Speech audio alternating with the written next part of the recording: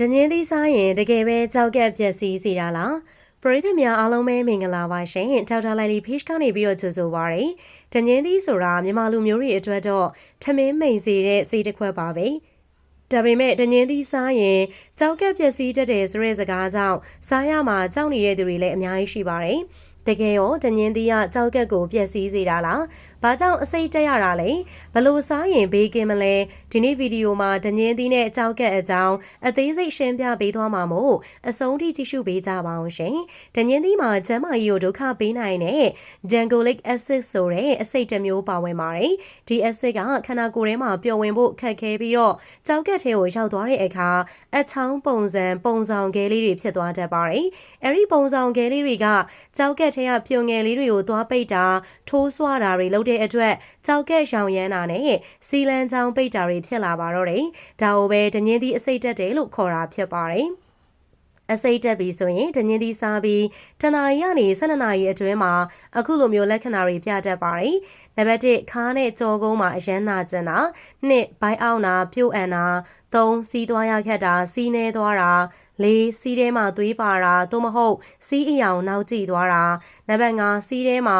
ငါးညီနဲ့လိုမျိုးပြင်းထန်တဲ့အနံ့ထွက်တာဒီလက္ခဏာတွေပြလာပြီဆိုရင်တော့ဒါဟာကြောက်ကက်ကိုအစိတ်ကစတင်ပြီးတော့တိုက်ခိုက်နေပြီဆိုတော့အချက်ပြချက်တွေဖြစ်လို့ဆေးရုံဆေးကန်းကိုအမြန်ဆုံးသွားဖို့လိုအပ်ပါတယ်ဘယ်သူတွေပို့ပြီးတော့တတိထားရမလဲစိတ်ဝင်စားစရာအချက်တစ်ခုကတော့တငင်းသီးအစိတ်ဟာလူတိုင်းမှာအထူးထူးမဖြစ်တာပါပဲတချို့ကအများကြီးစားလဲဘာမှမဖြစ်သလိုတချို့ကတစ်လုံးနဲ့စားရုံနဲ့လည်းအစိတ်တက်တတ်ပါတယ်ဒါဟာတဦးချင်းစီရဲ့ခန္ဓာကိုယ်ကအစိတ်ကိုခြေဖြတ်နိုင်စွမ်းကွာခြားလို့ပါပဲဒါပေမဲ့ကြောက်ကက်ယောဂအခန့်ရှိသူတွေစီးကြိုရှိသူတွေနဲ့ရေရှည်ဆေးဆွဲတောင်းနေရသူတွေကတော့တငင်းသီးကိုလုံးဝမစားသင့်ပါဘူးသူတို့ရဲ့ကြောက်ကက်ဟာပုံမှန်ထက်အားနည်းနေတာမို့တငင်းသီးစိတ်ကြောက်ကက်လုံးဝပျက်စီးသွားတဲ့အထိဖြစ်နိုင်လို့ပါဒါဆိုရင်ဘေးကင်းအောင်ဘယ်လိုစားမလဲ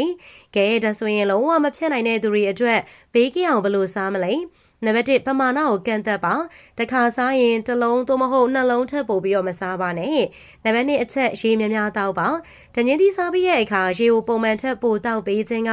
အဆိပ်တွေကိုစီးရဲကနေအမြန်စစ်ထုတ်ပစ်ဖို့ကူညီပေးပါတယ်နံပါတ်3ချက်ပြုတ်နေတငင်းသီးကိုအစိမ်းစားတာထက်ပြုတ်စားတာဖုတ်စားတာကအဆိပ်တောက်တွေကိုအနှဲငယ်ရောချစေနိုင်ပေမဲ့အဆိပ်ကတော့လုံးဝပြောင်းမသွားဘူးဆိုတာသတိရပါနံပါတ်4အကျဉ်းရည်ပါနေတိုင်းစက်တိုက်မစားပါနဲ့အကျဉ်းရည်လျှော့နိုင်သမျှလျှော့ပြီးတော့စားပါနေကုန်းချုံရမယ်ဆိုရင်တော့တငင်းသီးကအရသာရှိပေမဲ့သူ့မှာပါတဲ့ acid က